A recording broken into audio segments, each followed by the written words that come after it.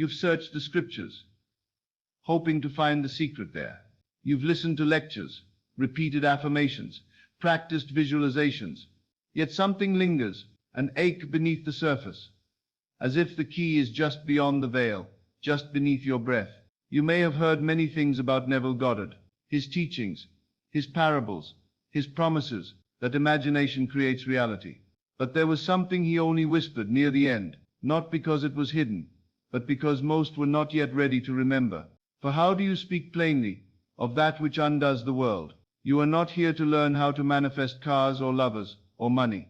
Not truly. You are here to awaken from the dream of separation, to remember that all these forms are but echoes, shimmering reflections on the surface of being. You chase the mirror, not knowing it is held in your own hand, and so you wander, blessed and burdened with desire, not realizing that desire itself is the voice of God, calling you home by the name of your own fulfilled heart. Neville taught the law. Yes, he spoke of imagining the end, of feeling it real, of assuming the wish fulfilled, until the world reshaped itself in the image of that state. But what he unveiled in those final quiet moments was something deeper, not a technique, but a truth. Not how to get, but how to be. Not how to bend the world, but how to remember that you are the world, dreaming itself into form. And that is the terrifying beauty of it. Because if this is true, then there is no one else to blame, no outside cause, no fate, no chance, no punishment from above. Only your own inner movement, made visible. I and my Father are one, he said, echoing the Christ not as metaphor, but as literal law. The Father is your imagination, and the Son is the form it takes, the unseen and the seen, the cause and the echo, and you are both. Notice what stirs in you as you hear this, that subtle flicker of fear and awe, that trembling recognition. It is not new information, but ancient remembrance. This is why Neville said that imagining creates reality, because there is nothing else that does. You do not imagine to make something happen, you imagine because it is already true, and you are returning to your place in the dream. And the moment you accept this, not as theory, but as the stillness of knowing, everything bends. Not because you forced it, but because you surrendered to what already is. Most hear this, and try to use it. They sit in silence and visualize. They practice techniques like sates, state akin to sleep, in hopes of attracting better circumstances. And yes, the outer world will shift. But if you do not awaken to the inner truth behind the method, you will only create more illusions. You will become a magician lost in his own tricks, unaware that the real transformation was never about the spell, but the one who cast it. You are not here to manifest. You are here to remember. And when you remember, all things are added unto you, without strain, without struggle, as natural as breath. Do not confuse this with passivity. This is not resignation. It is the highest activity, the divine act of assuming your true identity. Living from the end is not pretending. It is embodying, becoming. It is walking in the garden of fulfilled desire, not as a beggar seeking fruit, but as the tree itself, bearing it. This is why the world reflects you, not as punishment or reward, but as the perfect echo of your state. The mirror has no opinion, it simply reveals. And as long as you seek to change the reflection without shifting the source, you will spin in circles, wondering why the image remains. But what if you could stop? What if, just for a moment, you stopped trying to make things happen, and instead allowed yourself to feel the truth that they already have? What if you understood that imagining is not a tool, but the very essence of creation? This brings us to the quiet mystery, Neville guarded most tenderly, the one few ever speak aloud, yet it lives between every line of his teaching. It is not about creation, it is about memory, not about becoming something new, but awakening to what you have always been. And this awakening, it begins where the world ends. It begins in the silence no one wants to enter. It begins in the stillness between thoughts, where all striving ceases and only presence remains. But to reach that place, something in you must die, and something else, something ancient and luminous, must rise. But what is it that must die, and who is it that is born? It is the self that imagines, but not the self you think you are, not the name, not the role, not the fleeting story of your days. That self is the mask, the garment, the sleeping figure in the dream. The true self, the one Neville whispered of when time was drawing thin, is eternal, formless, untouched by the dust of circumstance. It is I am. Before Abraham was, I am. And yet you wear the mask so well. You walk through the world believing you are separate from God, from others, from your desires. You chase outcomes as if they live outside you, unaware that the very moment you desire something, it already exists in the unseen. You think the manifestation is proof of power, but the desire itself is the sign. It is already done. The death Neville spoke of was not a physical end. It was the death of identification with the shadow, the willingness to lay down the garment of limitation and rise in remembrance. But this cannot be forced. It must be accepted. You must grow so weary of being who you are not, that you finally let go. Most try to add spiritual truth to the self-image. They decorate the mask. They paint over fear with affirmations. They try to visualize a new world while clinging to the old man. But the old man cannot enter the kingdom. He must be left at the gate. You cannot carry the past into the promise. So what is rebirth then? It is not a single moment of awakening. It is the quiet, radical willingness to see differently, to feel differently, to dwell in the state of already fulfilled truth, regardless of outer signs. It is to persist in the assumption that you are what you once sought. And it is this inner persistence that reveals the outer miracle. When Neville spoke of living in the end, he did not mean pretending. He meant dwelling, being, feeling from the wish fulfilled, not toward it. There is a world of difference. Most imagine to try and get, but you are invited to imagine, because you remember. You are returning, not reaching. And in this sacred return, you dissolve the illusion of effort. You no longer strive to change the mirror. You gaze into it, see the echo of your state, and gently shift within. No violence, no forcing, just a subtle turning, like a flower opening toward light. Feel the stillness in that. Let your breath slow. Let the weight of performance fall from your shoulders. There is nothing to prove, nothing to attain, only the stillness of knowing. For consciousness is the only reality, and you are that consciousness aware of itself. You do not need to wait for the world to catch up. You are not waiting on a person, a message, a sign. You are awakening in the garden of fulfillment.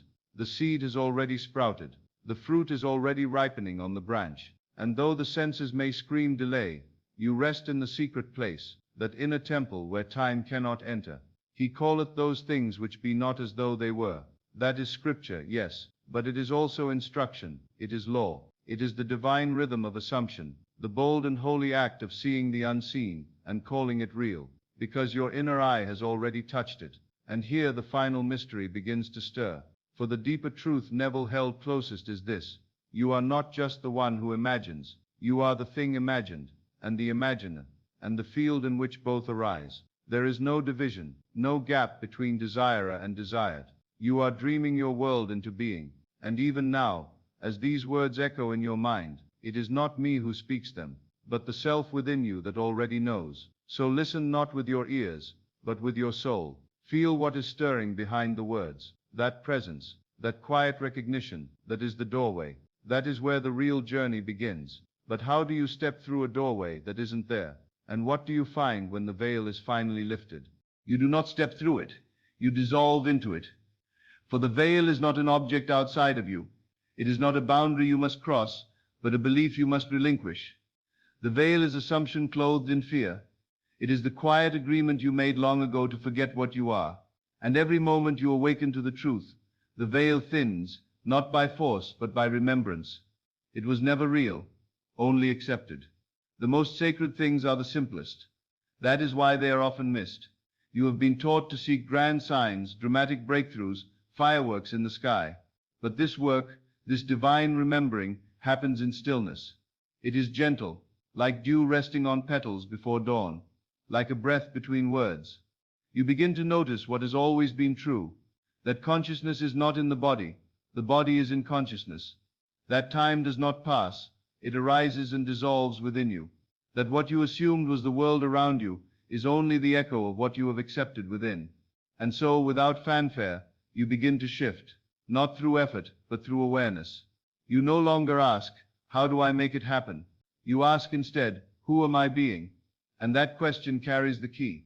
Because your world is never a matter of what you want. It is always a matter of who you are. Being is the root.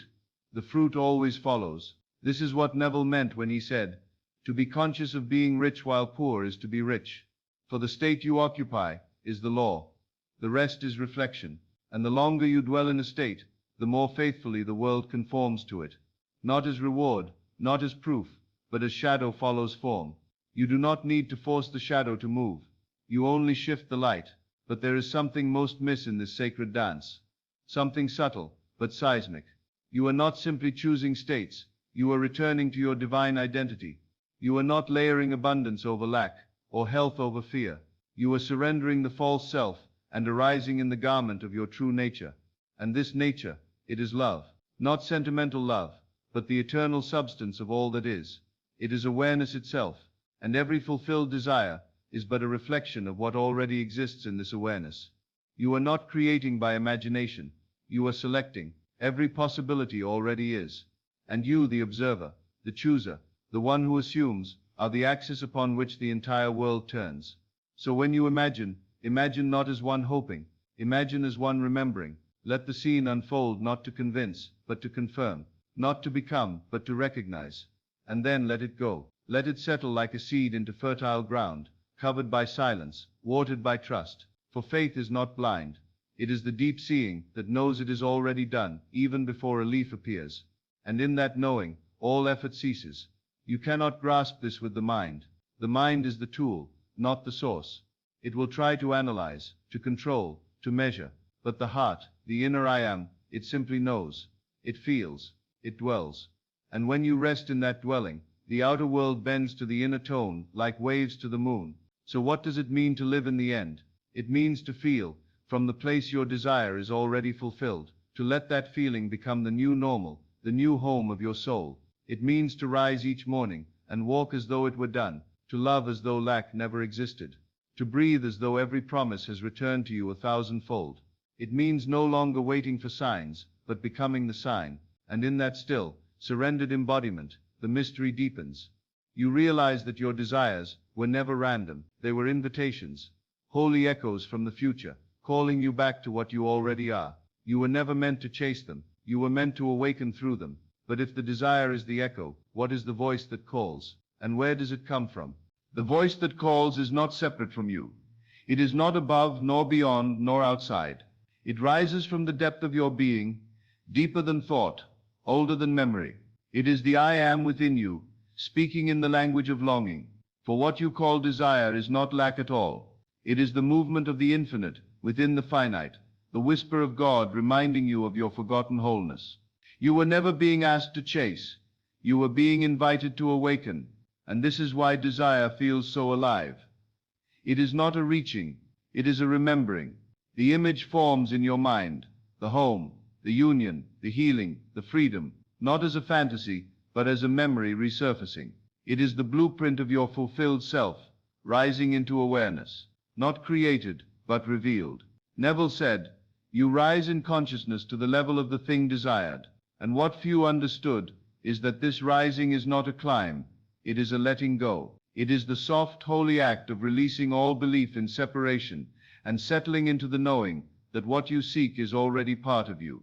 The only distance is made of thought, and as the thought dissolves, you remember again, I and my desire are one. The outer world may still reflect the old self. The body may still feel the weight of contradiction, but you no longer believe the mirror. You no longer bow to appearances. You live from the end. You feel from the promise. You walk through the desert with the taste of rain already on your tongue. This is not delusion. It is truth hidden beneath the veil of the senses. It is why faith is called evidence of things not seen, not evidence to the eye, but to the soul. And when you hold to that unseen knowing, when you abide in it, the world must bend to reflect it. For consciousness is the only reality, and assumption is its movement. To assume a thing is to accept it as real. Now, not when the facts change, not when the world agrees, but now before evidence, before logic, before permission. This is the law Neville lived and died by. The law he whispered, even when few would hear. You assume the state, and the world conforms. Not always by the path you expect, but always by the principle. For the path is not your concern, only the state. Do not ask how. Do not ask when. These are the questions of the old self. These are the roots of doubt. Ask instead, who am I now? And feel the answer in the silence that follows. That feeling, steady, subtle, sacred, that is the new state being born. You dwell in it, not by striving, but by feeling. You visit it in imagination, and then you remain, and each time your senses protest, you return again. Gently, lovingly, you do not argue with appearances. You do not beg the world to agree. You simply close your eyes, turn within, and remember. And eventually, without force, without fanfare, something shifts. You begin to feel more at home in the unseen than in the seen. You begin to trust the inner vision more than the outer circumstance. You begin to live as though the promise were true, and so it becomes. This is not a trick.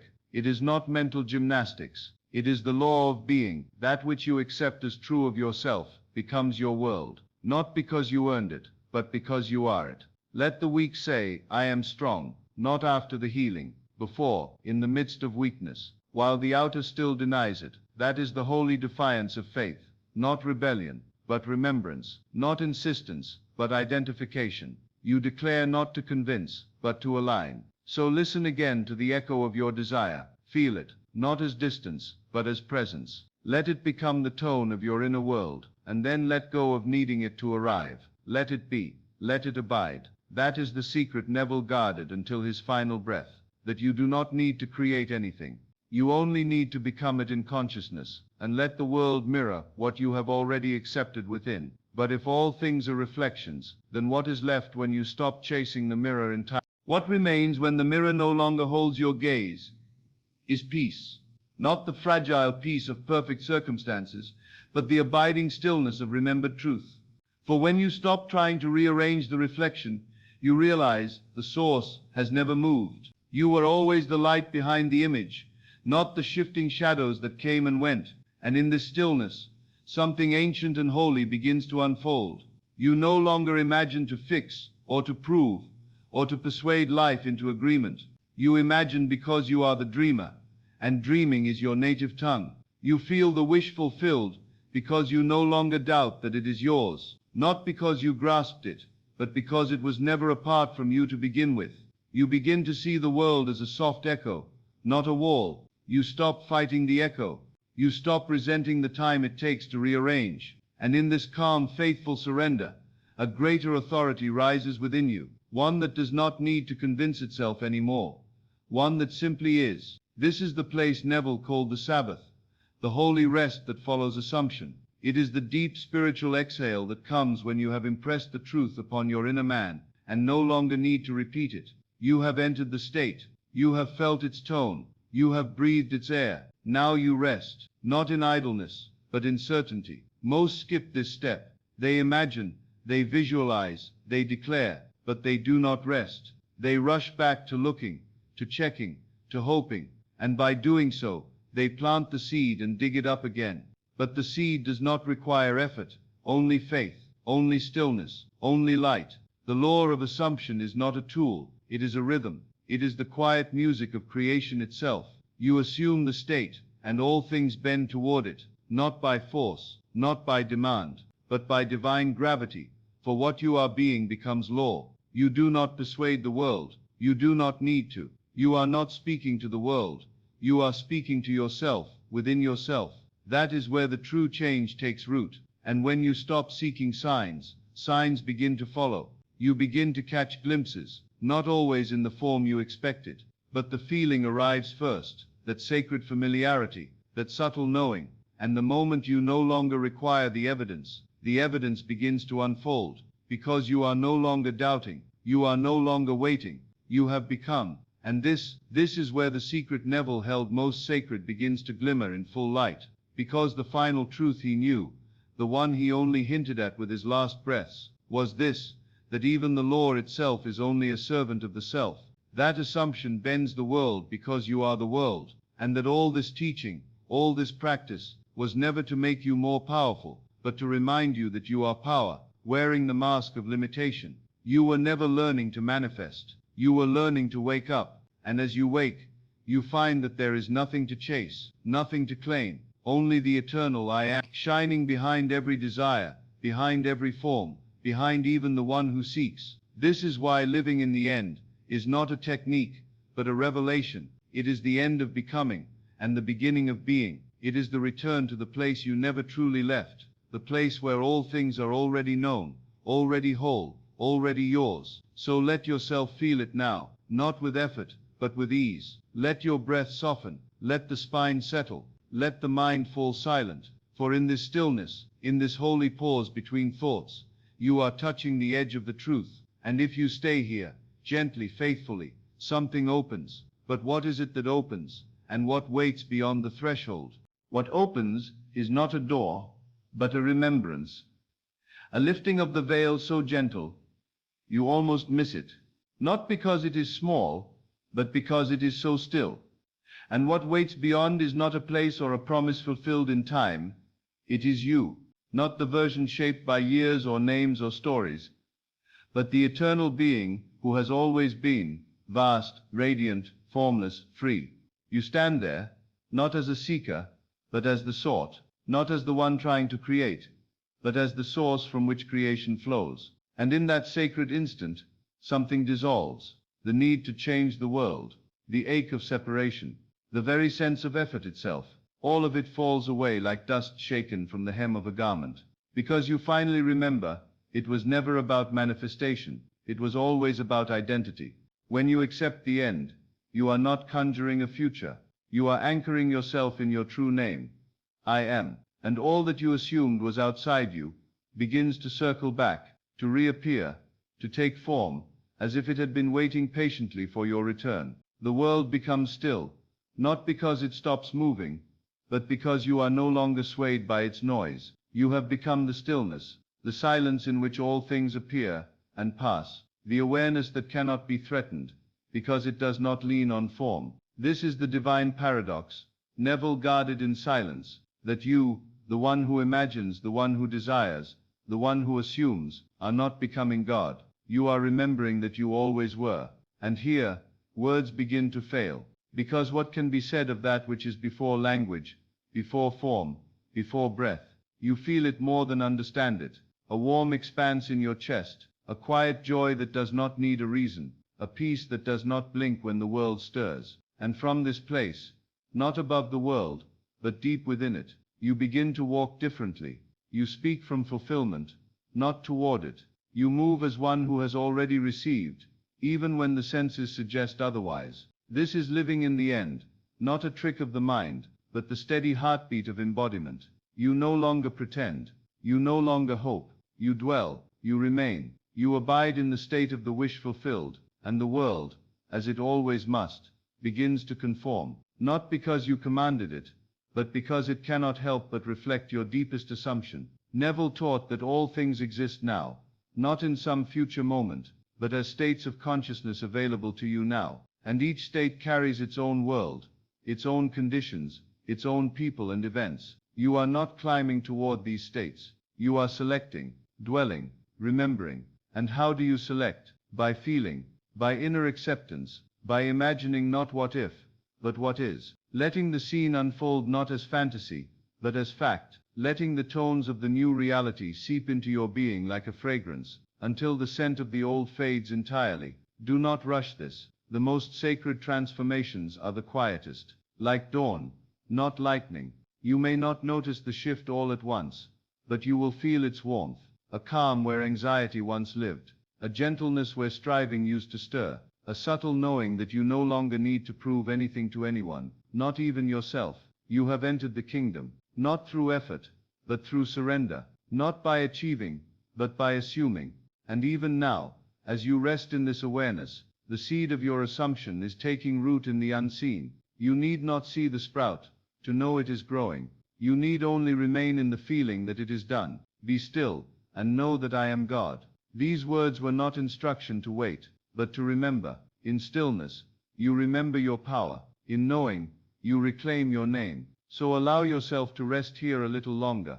Let the silence deepen. Let the mirror fall away. For when nothing is left to reflect, only the light remains. And what does it mean then, to be that light in a world still learning to see? It means you walk as the answer before the question is asked. You become the warmth before the fire appears, the song before the note is played.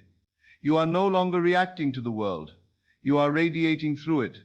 And though others may not yet see the light, they feel it. The atmosphere shifts around you, not because of what you say, but because of what you no longer resist. The world that once pressed upon you now responds to you, not because you demanded it to change, but because you stopped believing in the version that was never yours. You no longer carry the weight of proving your worth. You have remembered, and in that remembrance, you become a silent invitation for others to remember too. You are not here to change people. You are not here to convince or awaken anyone. You are here to embody truth, and that embodiment, that quiet, unwavering assumption, is what turns the unseen into form, not by struggle, but by law. Neville knew this. It is why he spoke less and less of steps in his final days, and more of being, more of resting, more of trusting the stillness to do what the noise never could. He had lived long enough to see that the real transformation does not come through effort, but through identity. You are not transforming your world. You are returning to the self that needs no transformation. The light does not push against the dark, it simply shines. And where it shines, the dark dissolves. To live as that light is not to strive for perfection. It is to cease identifying with the shadow. You no longer try to fix the old self. You leave it behind. You let it fade like a worn-out coat, and step naked into the warmth of your new name, I am. Those two words are the root of all creation. They are not just a statement. They are a doorway, a vibration, a law. Whatever you place after them becomes your garment. And the world, being no more than the extension of your own consciousness, will reflect it faithfully, tenderly, precisely. This is why assumption is not belief. It is deeper than belief. It is being. It is the quiet inner act of knowing something is so, even in the face of contradiction.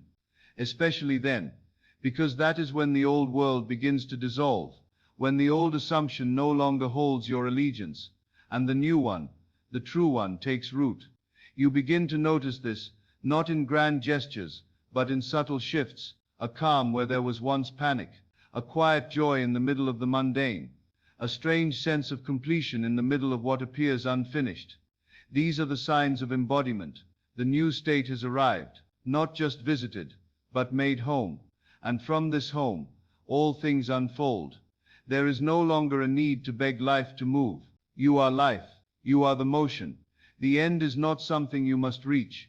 It is something you wear, like a fragrance, like a breath, like skin. You imagine not to create from nothing, but to realign with the real. For what is real is what you feel to be true, and what you feel to be true, consistently, becomes what the world reveals. So do not chase evidence. Do not worship appearances. Do not argue with shadows. Let your eyes grow gentle. Let your mind grow still. Let the rhythm of your inner knowing become the sound you move by. I am the light of the world, said the Christ. And so are you, not metaphorically, but literally. You are awareness, illuminating itself, and all that appears within your world is shaped by that light, held by that light. Return to that light. Let this settle into your breath. Let it drip slowly through the chambers of your heart. You are not waiting for your world to change. You are resting in the knowing that it already has. But what becomes of fear, when even fear is met with love? It softens. It loses its shape. Fear, when held in love, begins to dissolve not by force but by understanding. You do not need to banish it. You do not need to fight it. You only need to see it clearly. Not as truth, but as memory, a shadow of a former state, echoing from a time when you had forgotten your name. Fear belongs to the one who believes they are separate. Separate from source, from peace, from fulfillment.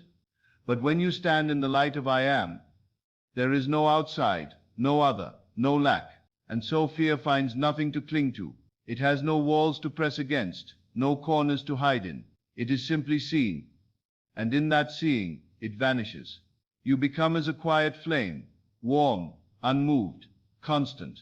Not because nothing tries to shake you, but because you no longer identify with what trembles. You have placed your awareness in the end, in the truth, in the wholeness, already accomplished. And so even when the winds howl, you rest. This is the mystery the world resists, that peace is not found through answers, but through surrender, through letting go of the question entirely, and abiding in the feeling of already being held. Neville never taught to overcome fear directly. He taught to replace the state, to move inwardly, to assume a new dwelling place, and let all else fade. For you cannot serve two masters. You cannot assume lack and expect abundance. You cannot hold tightly to fear and walk freely into love. You must choose, and the choosing happens not with effort, but with feeling. So when fear speaks, let it speak. Do not argue, do not resist, simply turn. Turn away from the voice that says, what if it doesn't work? And dwell in the feeling of asterisk, already done asterisk. Turn from the shadow to the sun, not because you must escape, but because you now remember, you are the light itself. Fear is not the enemy, it is the threshold. It arises not to harm you, but to show you what you still believe. It is the signal that your assumption has not yet fully settled into truth.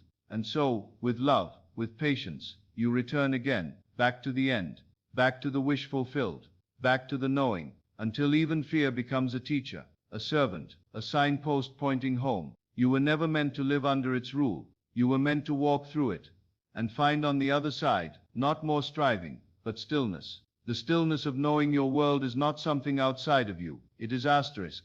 You asterisk, played in form, shaped by state, born from assumption, and so you rest. This is not the rest of passivity. It is the holy rest of faith, the kind of rest that knows the seed is safe, even when the soil is dark, the kind that trusts the sun will rise, even when the night is long, the rest that does not need to look for proof, because the truth already lives within. Let that rest find you now. Let it sink deeper than thought, deeper than reasoning. Let it enter your breath, your heartbeat, the still waters of your imagination. You no longer need to be afraid of the silence, for in it you remember your power. The old self will call you back.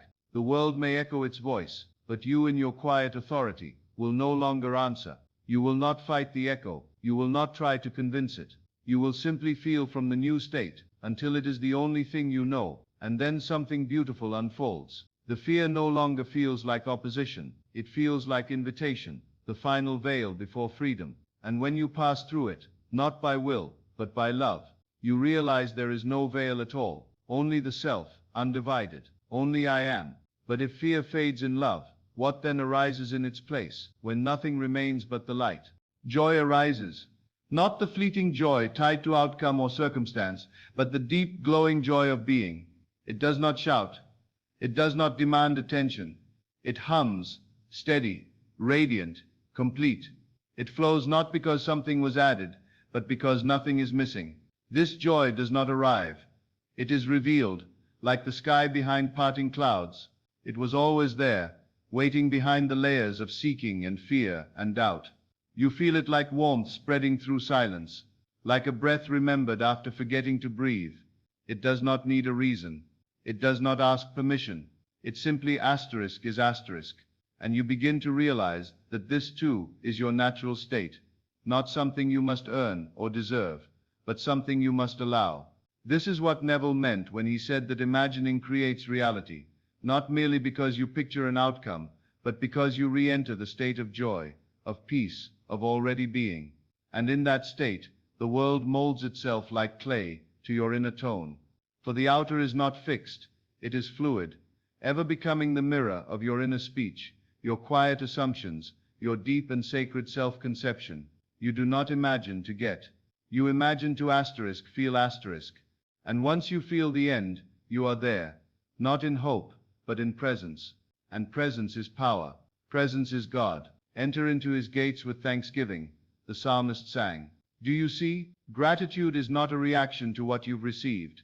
It is the gate through which you enter the state of already having. Thanksgiving is the atmosphere of the fulfilled soul. You begin to smile at things that have not yet shown themselves, not because you are deluded, but because you trust the invisible more than the visible. You know where the real work happens, not in the field, but in the seed, not in the mirror, but in the gaze. You look at what once troubled you, and feel no need to react. The echo of the old state no longer draws your attention. You see it for what it is, the fading shadow of a belief you no longer carry, and without your belief, it dissolves. This is freedom, not freedom from the world, but freedom within it. Freedom to choose the state that reflects your divine inheritance. Freedom to remain in joy, even while appearances catch up. Freedom to rest, truly rest, in the awareness that the end has already been declared. You no longer strive. You no longer perform. You simply live as though the promise were true, because in the realm of imagination, which is the realm of God, it is true. And if it is true there, it must be true everywhere. The dream does not stay hidden. It ripens, it blooms, it arrives. And you no longer wait. You dwell. From this dwelling, joy becomes your resting place. You no longer seek it in results. You carry it into each moment, like light in your hands. You offer it freely, without condition, and it returns to you multiplied. Not because you chased it, but because you released the lie that you lacked it. Let this settle in you. Let it melt the tightness behind your ribs, the noise in your mind. There is nothing more to become. There is only more to asterisk. Remember asterisk. And the more you remember, the less you need. And the less you need, the more appears. Not because you wanted, but because you aligned. The world will notice. Not because you say anything, but because of how you move. How you wait without tension. How you speak without fear. How you radiate without effort. The fulfilled soul has a silence that sings. And this is what Neville knew, could not be fully taught, only lived, only discovered within. For what words can explain that you already are what you seek? But if you already are, then why does the world so often seem to say otherwise? And what power within you dares to override what the senses claim is real? It is the power of assumption. Quiet, unwavering, divine. The authority to know something is true, even when all evidence disagrees. This is not arrogance. It is remembrance. The senses are servants, not masters. They bring you reports of old assumptions, echoes of yesterday's dwelling place. But they do not decide what is real, unless you permit them to. You, the operant power, decide, not through force, but through feeling, through the inner act of knowing. And so, while the world may insist on delay, on limitation, on lack, you do not flinch. You know the truth that the world cannot yet reflect, because your assumption has already moved. The new state has already been claimed, and you live from it now, not tomorrow, not someday, but now. This is the power Neville cherished in his final hours, not the ability to manifest things, but the ability to remain, to abide in the state regardless of appearances, to feel the fulfillment so deeply, so naturally, that nothing outside could tempt you back into doubt. Let the weak say, I am strong, not after they've become strong, but asterisk before, asterisk. This is the holy defiance of faith, to speak from the end while standing in the midst of contradiction, to declare the unseen as present, not to change it, but because you've already accepted it. Assumption is not pretending. It is not performance. It is the soul's quiet agreement with truth. You feel the end, and you asterisk remain asterisk in that feeling, as though it were already your every breath, your every glance, your every step. And in time, though you no longer measure time the same way, the world adjusts itself to match your conviction, not because you willed it to, but because that is the law. It is not magic. It is not luck. It is not karma, or fate, or worthiness. It is consciousness made visible, and your consciousness, your feeling of being, is always planting seeds, always casting shadows, always calling forth form from the unseen. You need not chase results. You need only become still enough to notice where you are dwelling within. This is why Neville returned, again and again, to the secret place, that inner temple, unseen by others, untouched by time, that quiet room within, where you close the door to appearances and commune with the real, where you feel, not hope, where you assume, not request, where you remember, not reach. And in that sacred space, the senses lose their authority, the mind softens, the heart expands, the old world begins to crumble, not with noise, but with silence. The silence of a new state accepted, a new version of you seated upon the throne of imagination, ruling not with force, but with stillness. Feel this now. That throne is not far. It is within you, always. You sit upon it every time you say, I am, followed by a feeling. Every time you claim something as yours, in the invisible. Every time you refuse to bow to the noise of the old echo, and instead rest in the melody of what you know is already true. You are not creating reality. You are selecting it. Infinite realities exist now, and every assumption is a doorway. Every sustained feeling is a path. Every inner agreement is a new world waiting to be mirrored. So ask not, when will it come? Ask, where am I now? And if the answer is anything less than the end fulfilled, close your eyes, turn inward, and return to the place where it already is. Remain there, breathe there, speak there, and the outer must conform. But if assumption overrides the senses, what guides the heart to choose rightly, when so many voices call your name? It is the feeling that guides you, the quiet magnetic pull that does not shout but whispers through resonance. It does not argue, it does not prove. It simply is a knowing without words, a warmth that moves beneath thought, while voices may clamor around you, offering choices born of fear or pride or urgency. The true voice within never rushes, never pleads. It speaks through peace. This is the voice of your fulfilled self, the one who already dwells in the end. It does not need to convince you, because it is you, not in some distant future, but now beneath the surface of all becoming. It waits patiently for your stillness, for your trust, for the moment you cease listening to the noise of the world and return to the tone of being. And how do you know which desire is true? How do you know which state to assume, which end to live from? You feel for its origin. Is it born of fear or of remembrance? Does it tighten or expand you? The desires that come from the mask, the false self, are rooted in trying to fix or prove or escape. But the desires that rise from the I am, they feel like coming home. They feel like clarity, like quietness, like a gentle yes that needs no explanation.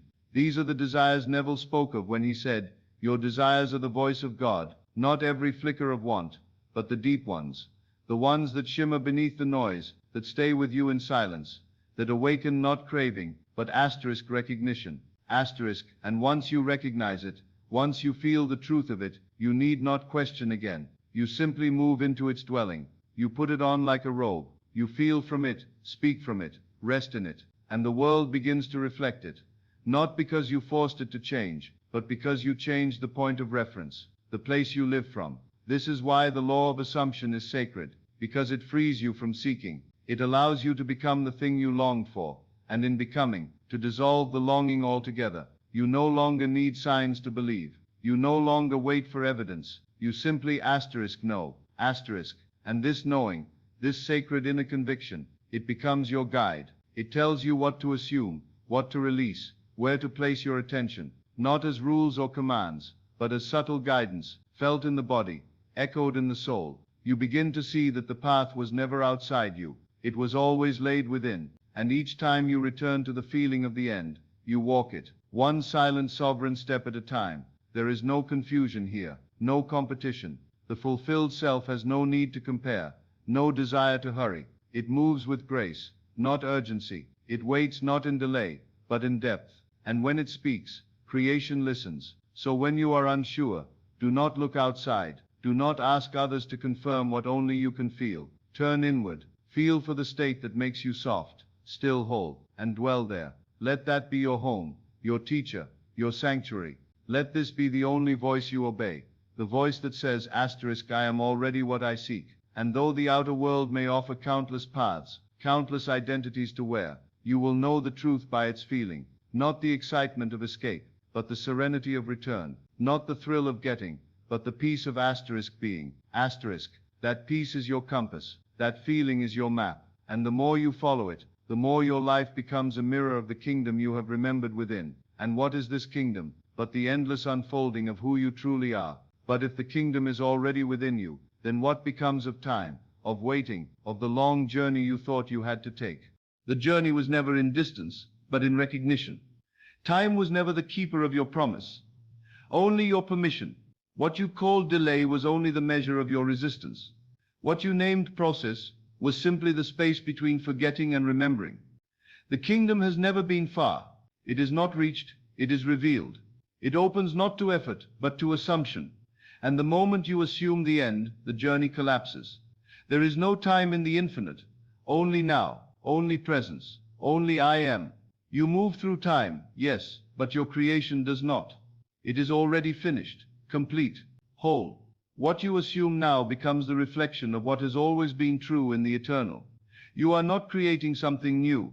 You are calling forth what already exists in the unseen. Waiting not on time, but on asterisk you, asterisk. So what then is waiting? It is not punishment, it is invitation. Every delay is a mirror, gently showing you what you are still accepting as true.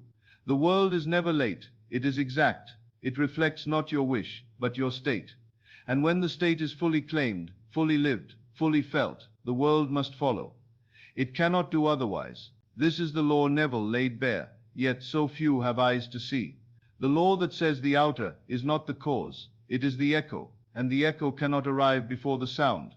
The sound is your assumption, your feeling, your agreement with what is already true, so do not measure your life by time. Do not count the days between desire and its embodiment. Time bends to the one who knows. It stretches, it folds, it rearranges itself to meet the state you hold. And when you truly live in the end, you are no longer waiting, you are remembering, and remembering knows no delay. Before they call, I will answer, and while they are yet speaking, I will hear. These are not just words of comfort, they are law. They reveal that the moment of asking is the moment of receiving, in the unseen.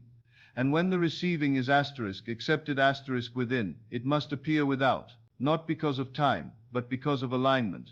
Feel this now, let it settle like quiet rain on parched ground. The time is always now, the fulfillment is always now, the state exists here, not ahead.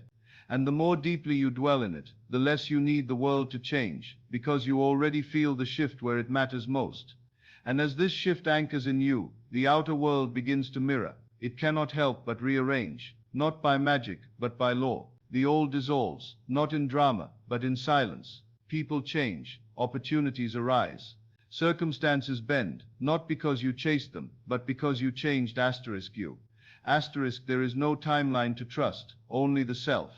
And the self, when fully assumed, carries all things within it. You stop waiting, you stop longing, you rest. You asterisk, asterisk. This rest is not the end of motion, it is the end of striving. It is the return to flow, to rhythm, to the natural unfolding of what was always yours. And when you live here, in the now, in the end, in the feeling of already done, you become untouchable by time. You walk through delay untouched. You face silence without fear, because you know the seed is already in the soil, and the harvest cannot be denied. So breathe slower, think less, feel more deeply. Let time lose its grip on your mind. There is nothing ahead of you that is not already within, and the more you live from the knowing, the more the world becomes your mirror, not your master. But if time bends to state, then who were you before you believed in delay at all? And what power lies in remembering that even time itself was never the authority? You were the light before time began, the awareness untouched by years or clocks or calendars. Before you believed in delay, you lived in the simplicity of being. Before you learned to wait, you asterisk were asterisk. And this is the essence. Neville carried into his final hours, not a method, but a memory. Not a system, but a state. The revelation that you were never incomplete, only distracted. Time did not make you. Imagination did. And what imagination makes, it can remake and unmake and make again. This is why nothing is fixed. No story is final. No delay is eternal. The moment you reclaim your identity, time bows to the new assumption. You do not grow into your desires. You awaken to them. You discover that the future you long for is only the present you've resisted. It was never out there. It has always been here, veiled by belief, and belief is but a lens. Shift it, and the world you see is transformed. This is why Neville spoke so often of states. Because states are everything. Each state contains its own timing, its own people, its own outcomes, its own rhythm. When you change the state, the script rewrites itself. The role you play shifts, and the world you knew becomes unrecognizable, as if a curtain has lifted and revealed another stage entirely. But the actor was always you, and the light always imagination. You do not need to know how the shift will unfold. The how is never your domain. The asterisk, what asterisk, the state, is your only concern. You assume it. You accept it. You wear it in silence, and everything else is added unto you. According to your faith, be it unto you. Not according to effort, not according to time. Faith is the assumption sustained, the end accepted, the inner agreement that says asterisk, this is already mine, not because of struggle, not because of luck, but because I am. So when the mind rises with questions, asterisk, how long, Why hasn't it happened yet? What if it never comes? Asterisk. You smile, not in defiance, but in clarity. You see the question for what it is, the echo of an old identity, a mask you no longer wear, and you return, gently, quietly, to the state, to the feeling, to the truth. You close your eyes, not to escape the world, but to re-enter the one that matters, the only one that ever truly shaped the outer. And here in this inner sanctuary, the illusion of waiting fades. You are no longer on the path. You are the path. You are no longer seeking fulfillment. You asterisk fulfillment, remembered. You walk not toward the promise, but from it. This is where miracles happen, not because they are rare, but because you have become undistracted, clear, still. You have assumed the state, and refused to be moved. And now the world moves for you. You begin to see it in the smallest signs, in a word spoken, in a door opened, in a feeling of ease, where there once was tension. You feel life folding inward, toward your assumption, not by effort, by resonance, and what once seemed far now appears close. Not because the world changed, but because you did. So let yourself rest in this awareness. Let the memory of who you were before time speak through your stillness. You are not at the mercy of the clock. You are not bound to the calendar. You are the one who assumed the illusion of time, and you are the one who can assume eternity again. Breathe slower now. Let each breath remind you that the end is here. You do not have to reach for it.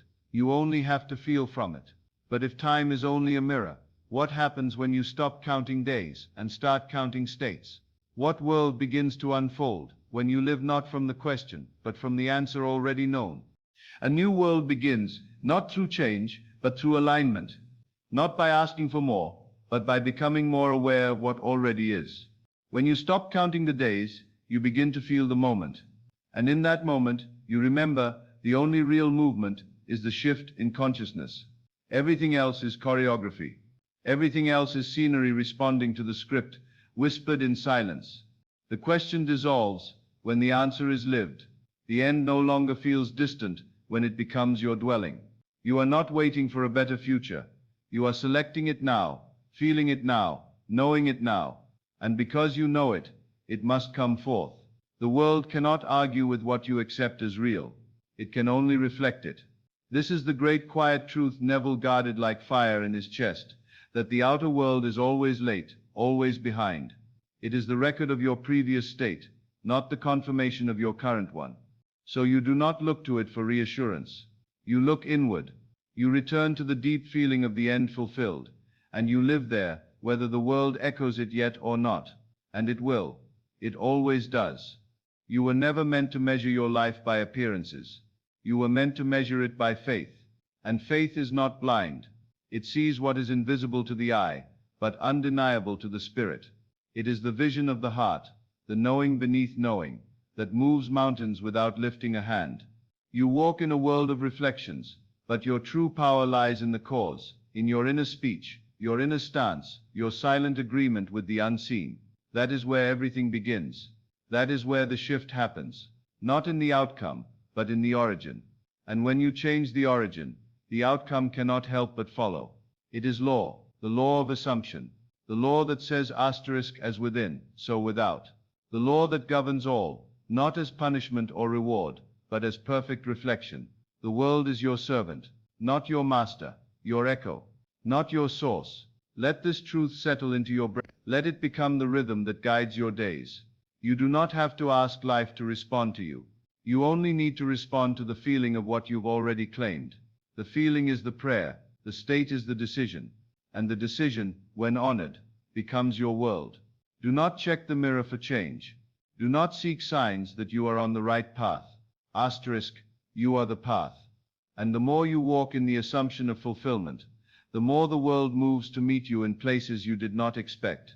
The shape may surprise you, the form may differ from what you imagined, but the feeling will be the same, for the feeling is the seed, and the seed knows its bloom, and this is how you begin to trust. Not in circumstances, not in people, but in the invisible law that never fails. You begin to rest, truly rest, in the knowing that your assumption is the end, that once you have felt it, and remained in it, the work is done, all things are added, all paths rearranged, all pieces fall into place. Let go of needing to see the whole picture. You are not the architect of form, only of feeling. You do not need to know the way. You are the way, as long as you remain in the state. So ask no more questions. Feel the answer, become the answer. Walk as the one who already knows. Move as the one who has already received. Speak as the one who has nothing left to prove, because what was desired has already been accepted.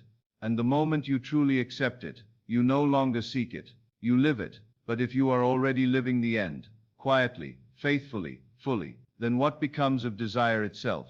And what sacred role does longing play in the divine remembering? Desire becomes a doorway, not a wound, not a weight, not a sign that something is missing, but a sacred stirring from the depths of who you truly are. When you no longer see desire as lack, you begin to feel its true nature. It is memory disguised as longing. It is the voice of your fulfilled self calling you inward, whispering, this is already yours. Come feel it again. You are not meant to chase desire. You are meant to enter it to dwell in its tone, to wear its feeling, to know its end. For every desire carries within it the seed of its fulfillment, and the seed contains the whole tree. You are never separate from what you long for. The longing is proof that union already exists. This is why Neville said, do not ask yourself how it will be done. The how is the Father's business, because the moment desire arises, it has already been answered. It is finished in the unseen. It is done in the invisible, and your only task is to receive it. Not by effort, but by assumption. Desire is not something to fear or repress or idolize. It is to be honored. It is the compass of the soul, pointing you back to states you once knew, now inviting you to remember. You would not desire unless it were already yours in consciousness, and once it is yours in consciousness, it must become yours in form. So when you feel the ache of desire, the subtle pull, the soft yearning, do not run from it. Do not cover it with doubt, or bury it in logic. Instead, become still, close your eyes, and enter it. Feel its fulfillment now, not as imagination, but as home, as reality, as being. You are not asking for it. You are returning to it. This is the great reversal Neville taught, but so few understood, that manifestation is not the acquiring of something external. It is the resurrection of something forgotten. You do not move toward your desires. You remember that they were always waiting within you, and as you feel from them, truly consistently, without contradiction, the outer world conforms, not because the world gives you something new, but because it reveals what you've already accepted as real. This is the sacred rhythm of the law. Assumption creates reality, because assumption is alignment with what is, and desire. Desire is the golden thread pulling you back into that alignment. It is not the problem, it is the path. Feel this now. Let your desire rise like light behind closed eyes. Don't question it. Don't rush to define it. Simply feel what it would be like if it were already so, not what it would look like, what it would feel like. Let that feeling be enough. Let it grow, let it deepen, let it become you port. And once it does, you no longer feel the ache. You feel the peace of fulfillment, the quiet assurance that you are not separate from what you once sought. You are it, expressing itself through your own awareness. You begin to live from this peace. You walk as one who has nothing to prove. You speak as one who has already received. And the world, being no more than your reflected state, must echo what you have now embodied. Even your desires change. They become purer, quieter, more refined, no longer rooted in escape or validation, but in creative expression. They are not prayers of desperation. They are songs of remembrance. And this is the deeper secret Neville guarded in silence, that desire is not something to be fulfilled in time, but something to be assumed in eternity, and eternity lives in you, now, always. So let yourself feel the fulfillment of your desire, in this moment. Let it color your breath, your posture, your thoughts. Let it be the truth you walk by, even if the senses say otherwise, because the senses are slow, but you are eternal. And what you assume now becomes what they must eventually show. But if even desire is memory, then who were you before desire? And what does it mean to awaken as the one who needs nothing, yet births all things? You were awareness before longing had a name. You were stillness before form took shape. Before there was even the suggestion of need, you were whole, radiant, complete, not in contrast to something else, but in pure, effortless being.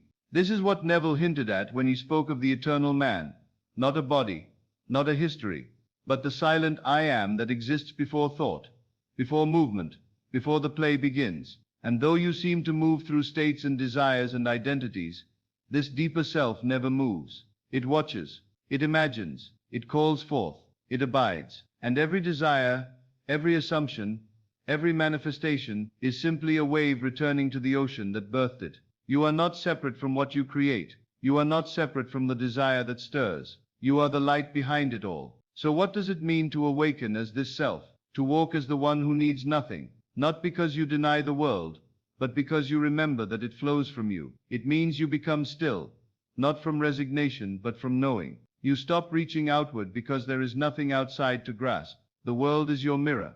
The mirror does not give, it reflects. And when there is no longer a sense of lack in the gaze, the reflection becomes peace. You do not suppress desire. You allow it to rise and dissolve, like breath. You feel it fully, then release it, knowing it has already been fulfilled in the invisible. You do not cling. You do not strain. You rest in the state of already having, not with tension but with ease. This is the state of the one who has remembered their nature, the state that feels more like home than any place or person ever could. And from this state, everything flows, not as compensation, not as reward, but as echo. You do not need it, and so it comes. This is why the highest manifestation is not things but freedom. The freedom to know you are already whole, the freedom to feel desire without being bound to it, the freedom to choose a state, assume its truth, and rest in it without resistance. And when you rest there, the old story unravels, slowly, silently, with grace. The need to perform fades, the rush dissolves. You move through the world as one who has already arrived, not to prove it,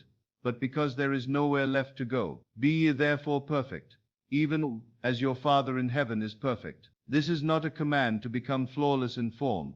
It is an invitation to return to the perfection that already exists within, the I am that was never lacking, the consciousness that holds all states, all outcomes, all possibilities, and chooses from love. And love, not as emotion, but as origin, becomes your guide. You feel from the end, because love knows it is already done. You live in the answered prayer, because love does not ask, it assumes, it accepts, it abides. So let yourself taste this freedom now. Let it fill your breath. Let it settle behind your eyes. You are not becoming. You are revealing. You are not hoping. You are knowing. You are not building a bridge to the future. You are collapsing the illusion of distance and standing where the end already is. This is why the old self cannot follow you here. The self that needed, the self that doubted, the self that measured time and called it waiting, that self dissolves when the light returns. You do not destroy it. You simply stop feeding it. And in the absence of belief, it fades. And what remains is peace. The peace of knowing that nothing can be taken,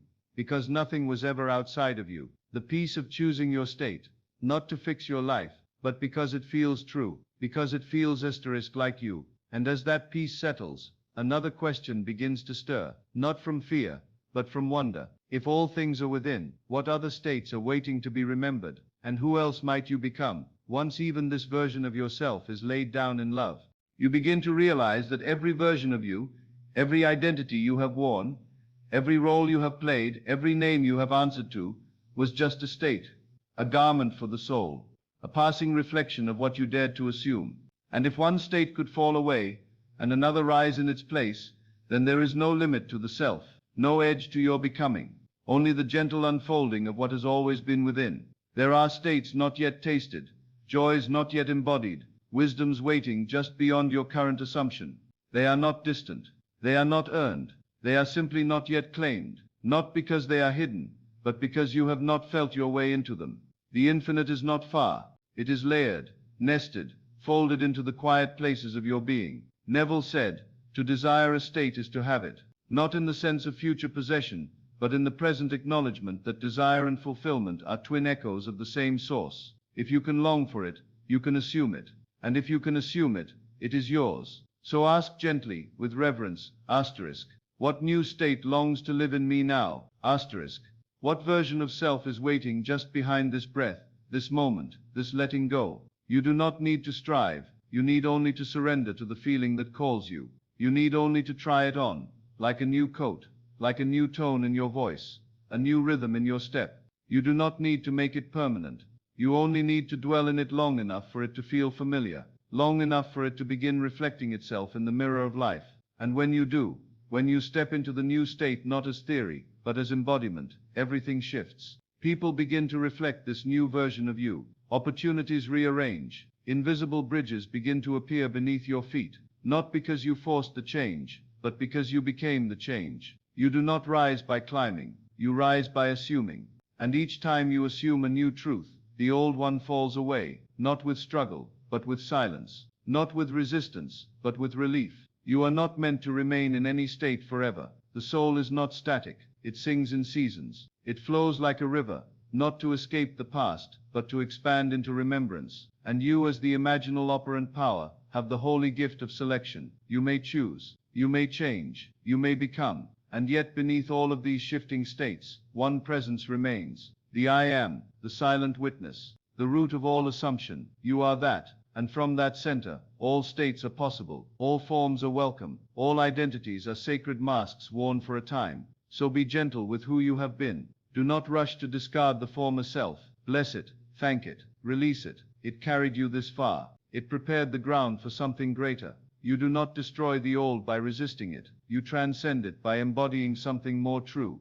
Let yourself feel the invitation now. There is a state whispering your name, not with pressure, but with peace. It does not demand, it waits. It offers a deeper tone of you, one step closer to the light behind all masks. And as you begin to feel from it, speak from it, live from it, the world begins to bend, quietly, faithfully, around your new center, not because you asked it to, but because you became it. But if even the most cherished version of yourself is just a garment, what happens when you remove even that? What do you find when you go beyond the last identity, into the silence where no name is needed, and only the light remains? You find silence. Not the absence of sound, but the presence of something vast, something holy. A stillness that does not wait, that does not ask, that does not seek. It simply is. When the final garment is laid aside, when even your most refined assumptions fall away, what remains is pure awareness, without label, without story, without edge.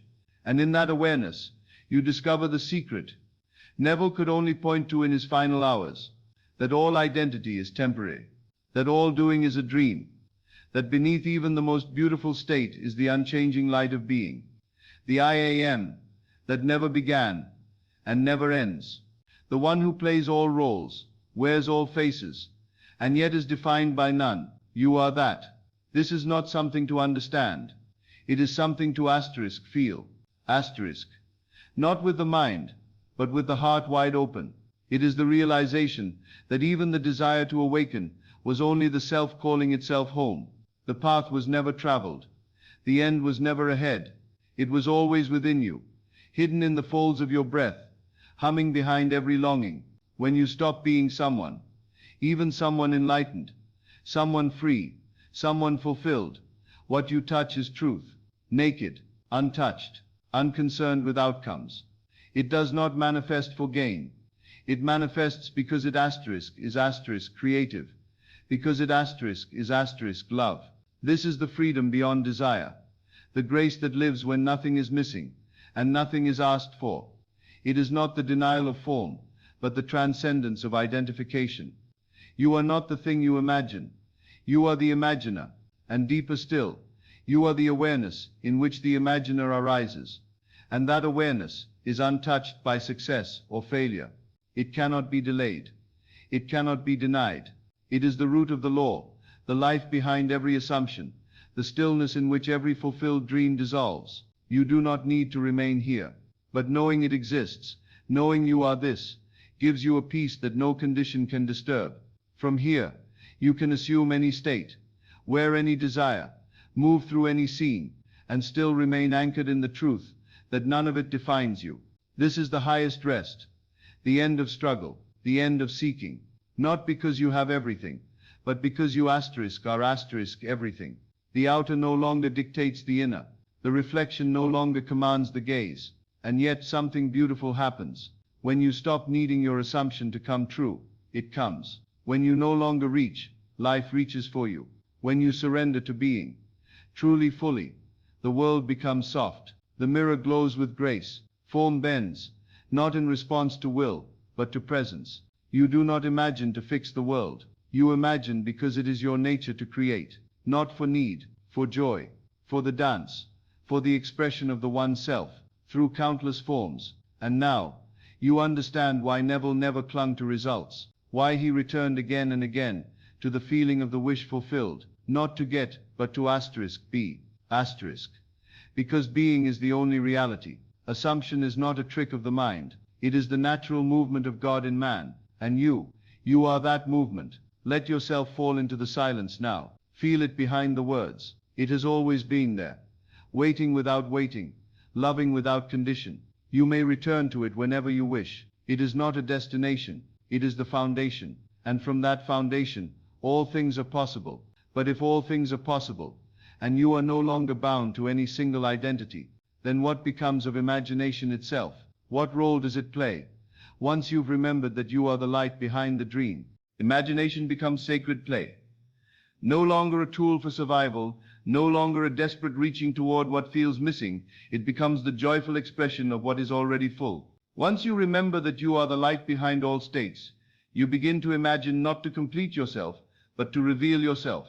Creation becomes delight. Desire becomes art. Assumption becomes the brushstroke of a silent painter who knows the canvas is infinite. This is what Neville meant when he called imagination God. Not merely a mental faculty, but the creative life itself, the breath of the formless forming itself. And when you know you are that breath, that life, that formless essence, you stop using imagination as if it was separate. You begin to live as imagination, in every word, in every glance, in every quiet assumption you carry through the day. You become aware of the world within the world, the invisible realm that undergirds everything, and you no longer treat it as less real. You honor it as the only cause. The outer becomes the echo, the reflection, the song that plays after the note is struck within. And so you no longer panic at appearances. You change the note, you return inward, you revise, you assume, you imagine, not to escape, but to embody. Imagination is the temple, the altar, the holy place where man and God are no longer two. It is the merging point, the gateway, the womb. And when you sit in its silence, feeling from the end, you are communing with eternity. You are speaking in the only language creation ever hears, the language of feeling. You do not need elaborate rituals. You do not need long prayers. One imaginal act, fully felt, fully believed, sustained in rest. This becomes law. This becomes form. It is written in the heavens, and the earth aligns to match it. According as he hath imagined in his heart, so is he. The ancients knew. They did not speak of imagination lightly. They spoke of it as fire, divine, sovereign, eternal. The fire that burns away what is false, and reveals what was hidden, waiting, whole. And so now, imagination becomes something deeper than desire. It becomes remembrance, not an attempt to create what isn't, but a call to reveal what already is, beyond the senses. You no longer ask, what should I imagine? You ask, what do I now accept as real? For every moment is a prayer, every assumption is a prophecy, every inner conversation is a seed. And when you realize this, your life becomes reverent, still, focused. You do not scatter your attention, you do not water weeds, you go within, you choose with love, you dwell in the state that feels like truth, and you let the world do what it must, bend. There is no need for force. Imagination does not strain, it does not plead, it is. And when you rest in it, when you trust it, when you become still enough to feel its whispers, the world no longer feels heavy. It begins to respond like a lover, eager to reflect what you have already chosen within. You begin to feel this power in quiet ways, a shift in conversation, a new ease in your body, a sense of being guided, not from without, but from the deep current that flows through all things. You are no longer separate from what you once hoped to reach. You are the awareness in which it takes shape. And as this knowing deepens, you use imagination not just for yourself, but for others. Not to interfere, but to bless, to lift, to revise the pain in another's story, silently, gently, knowing that all life is one, that the dreamer in you is the dreamer in them. And this This is how you begin to fulfill the law in love. But if imagination is sacred play, and you are the dreamer behind all form, then what of the dream itself? What is its purpose, its end, its unveiling? Once the dreamer awakens, the dream becomes radiant. No longer a veil, no longer a prison, no longer something to wake asterisk from asterisk, but something to awaken asterisk within. Asterisk. When the dreamer knows he is dreaming, the dream becomes art, sacred theater, an echo of the divine expressed through form. You no longer fear the shadows, for you know they are born of light. You no longer resist the characters, for you see they are your reflection in new disguise. This is what Neville hinted at in his final moments, that the purpose of the dream was never to trap you, but to reveal you. It was the stage on which God plays all roles, until he remembers that the mask is his own, and you, the dreamer, have never been asleep in the way the world imagines. You were always aware but immersed, deeply, vividly, lovingly entangled in your own imagination. And now, as you rise in awareness, the dream shifts. You no longer move by effort. You move by selection, by assumption, by remembrance. You stop asking if it is real, and begin asking who is imagining it. For once the dream awakes, the dream becomes a canvas, flexible, fluid, no longer your master, but your mirror. And yet even here, there is no urgency to escape. You do not abandon the dream, you illuminate it. You live in it as a lucid presence, choosing your state, blessing the scene, loving the reflection, and it responds. It sings back. What once felt solid and slow begins to move like water. You speak a new word within, and the outer folds around it like clay in warm hands. You understand now that this world was never meant to fulfill you. It was meant to reflect you. And when you are fulfilled within, it has no choice but to echo your joy. Not because it is kind, but because it is law. So what is the dream truly? It is God knowing himself in infinite forms. It is consciousness experiencing itself through imagination. It is the formless wearing form, just long enough to feel the wonder of return, the joy of rediscovery, the bliss of seeing the same world through awakened eyes. And this is why you were told that the kingdom of God is within you, not hidden in heaven, not delayed in time, but here, now, within. The dreamer is always dreaming from the center, and when the center is known, the dream is no longer chaos, it becomes revelation.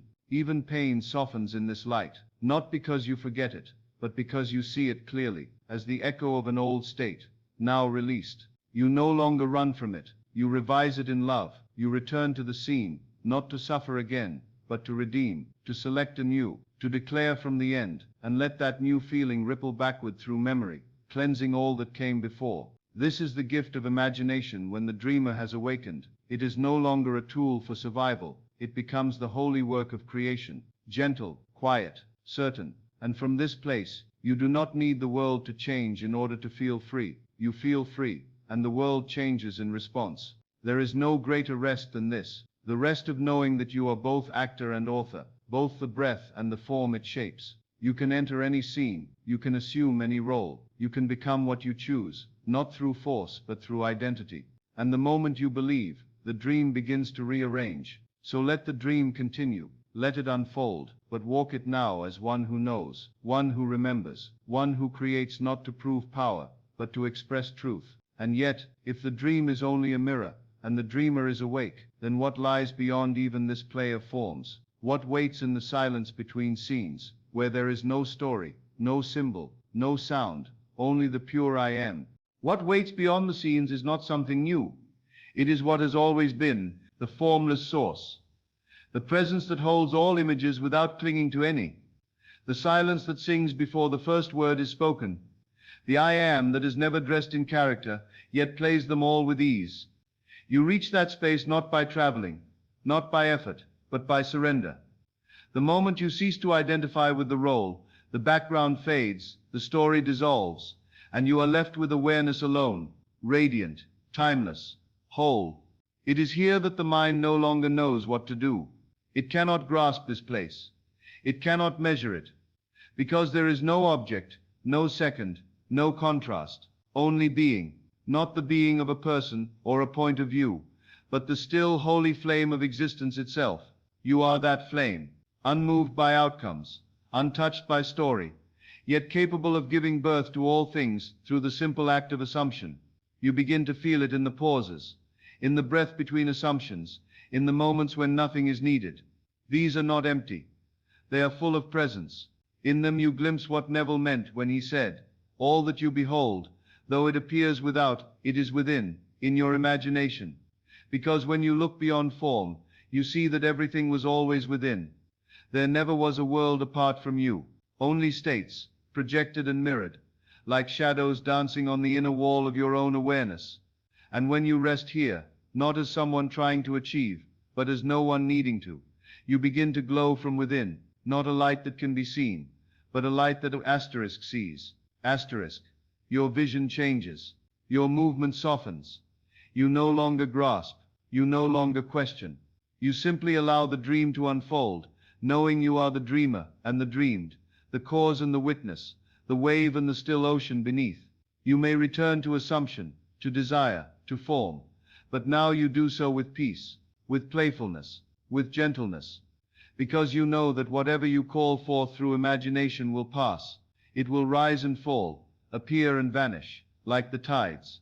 But you remain, not because you held on, but because you let go. This is the final freedom, the end of identification with any one version of you. You can play in the dream, yes, but you are no longer lost in it. You are lucid, you are light, you are the awareness that gives the dream its color, its music, its rhythm. And from this place, all things are yours, not to keep, but to express, not to own, but to bless. You see now why Neville spoke with such calm certainty. He was not trying to convince anyone. He was speaking from the end, from this place beyond scenes, beyond stories. And when he said, "Consciousness is the only reality," he was not offering a belief. He was describing this very stillness, this very truth, that there is nothing to fix, nothing to chase, only something to remember. So pause with this now. Let it sink beneath the mind, into the place where words fade, and only being remains. You are not missing anything. You are not on the way. You are home, and the house is made of silence, lit from within, by the knowing that has no opposite. And yet, this stillness is not the end of movement. It is the birthplace of it. From this sacred space, new desires rise, not from lack, but from joy, not to become, but to express, not to fix, but to play. But what kind of creation unfolds when you imagine from this depth, not as one who needs, but as one who is. And how does the world respond to the touch of one who creates from silence, from wholeness, from love remembered? It unfolds without strain, without noise, without the trembling ache of wanting. When you imagine from the stillness, the whole world softens beneath your touch. It does not resist you. It welcomes you, because you are no longer asking it to make you whole. You are revealing wholeness within it. You become like the breeze, unseen, but felt, like the tide, unseen in its origin, yet moving all things. The world responds not with shock, but with recognition, as if it too has remembered something, some ancient knowing buried beneath its patterns. The air begins to carry your inner tone. The people around you begin to reflect a deeper calm, though they cannot say why. Doors open without knocking. Conversations shift before words are spoken, because when you assume from silence, you are no longer broadcasting need. You are radiating being. This is the sacred art of assuming from the center that does not tremble, the center that needs no proof. It is not blind. It sees with clarity that the wish fulfilled already exists, and assumes it not to force an outcome, but because it is the only truth that feels natural. Neville called this the Sabbath, the rest after creation, not the absence of activity, but the presence of deep knowing, the inner stillness that comes when the assumption is complete, and you no longer seek confirmation. You walk as one who knows, and the world bends not because it must, but because it always does. Creation, from this depth, carries a different texture. It is not rushed. It does not feel urgent. You do not imagine with tension. You imagine with reverence, with intimacy, with awe, because you now see imagination for what it is, the womb of all that is seen, and you dare not enter it with fear. From this stillness you begin to create in harmony with your nature, not as a beggar, not even as a master, but as one who remembers. They are the dreamer, the breath, the silence between heartbeats. You become aware of the frequency behind each assumption, and you no longer choose based on appearance. You choose based on resonance. You no longer imagine a thing just because it looks good. You feel for its truth. You ask asterisk, does this feel like home in me? And if the answer is yes, you enter it gently. You dwell in it quietly. You wear it not like armor, but like skin. And the world responds, not because of pressure, but because of law. This is the unfolding Neville whispered of in his final words. The creation that comes from remembrance, not reaching, from stillness, not striving, from divine identity, not personal effort. You no longer treat imagination like a machine. You treat it like breath, sacred, rhythmic, eternal. And from this breath, beauty arises, not always in the way you expect, but always in the way that reflects your state. You may not see the change immediately, but you feel the shift, and that feeling becomes your anchor. You no longer count days. You no longer test the soil for signs of growth. You know the seed has taken root, because you felt it when you assumed it. And that is enough.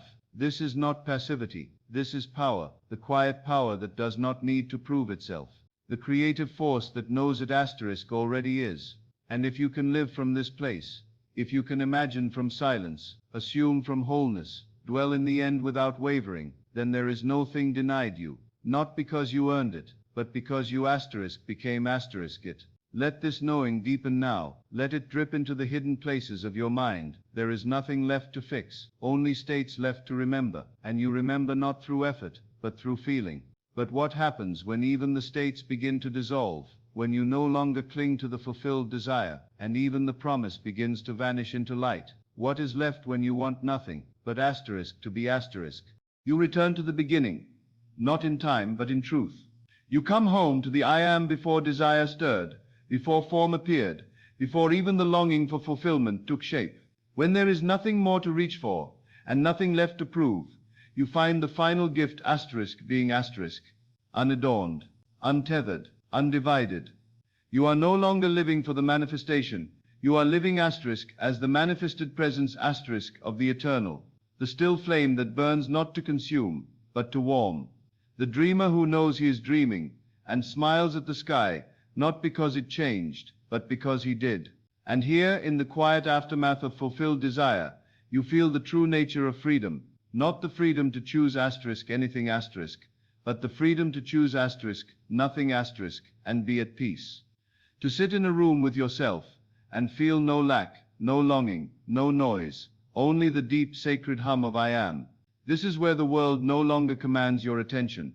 You do not reject it, you love it, but you do not asterisk need asterisk. You see it as the moving image of your inner state, and you rest in the knowing that it is good, that it is complete, that it is asterisk, you asterisk, clothed in color, light and sound. Neville spoke of this with gentle reverence, the place where all striving ceases, the state where no assumption is necessary, because being itself is the fulfillment. He knew that when man no longer seeks signs, signs follow. When man no longer needs proof, proof becomes his companion. Because when you no longer ask the world to show you who you are, it begins to reflect what you've always been. This is not detachment. It is deeper than that. It is love without grasping, joy without condition, knowing without needing to explain. You walk as presence, and presence makes the crooked places straight. You breathe in the unseen answers before the breath has finished. Not because you are special, because you are still. Peace I leave with you, my peace I give unto you,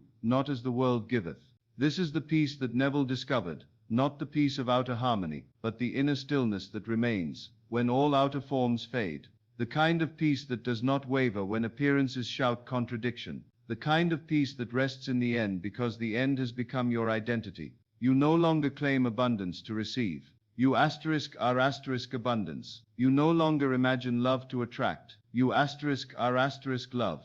You no longer chase health, success, connection. You radiate wholeness, and the world arranges itself to mirror what you no longer question. And yet even here, life continues. Not as a climb, but as a song. Not to escape lack, but to enjoy form. You create not because you are missing something, but because you are so full that you overflow. You imagine for the joy of imagining. You assume not because you must, but because it delights you to see the world respond like a lover's echo. This is the secret Neville never shouted, the one he carried in stillness, when the lectures were done, that when you no longer need to manifest, you manifest with ease, that when you no longer crave a new state, you slip into it like water, simply because it feels like home. So let this be your resting place now, the breath beneath the breath, the calm that does not depend on conditions, the deep exhale of a soul, who no longer asks the mirror to change, but simply sees clearly, and smiles. But if all is now, and you are already whole, then what is the purpose of imagining it all? And what mystery awakens when the one who needs nothing still dreams?